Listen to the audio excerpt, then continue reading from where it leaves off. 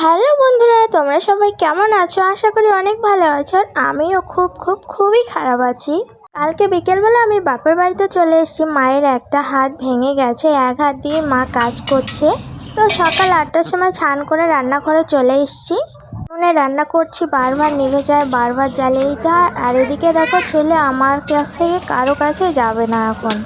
গরম আসলে আমার বাবা প্রত্যেকদিন সকালে পান্তা ভাত খায়, আলু সেদ্ধ, ডিম ভাজা। আর দেখো ছাগলগুলো কি জ্বালাতন করছে। ছাগলগুলো এত অত্যাচার করে, এর জন্য বাসনগুলো তুলে রাখলাম। আর আজ ছিল শনিবার, বাড়িতে ছিল নিরামিষ, এর জন্য ল্যাপাচোকা করে রান্না করে তারপর ঠাকুর পুজো করে এদিকে আম কাটতে বসে গেছি। ছেলেকে খাওয়ালাম। আর ছেলেকে না সারাদিন একটু পর পর অল্প অল্প করে খেতে দিতে হয় আমাকে। ওকে সকালে খিচুড়ি খাইয়ে দিয়েছি, এখন একটু আম আর মুড়ি খাইয়ে দিয়ে ওকে ঘুম পাড়িয়ে দিলাম দুপুরবেলা।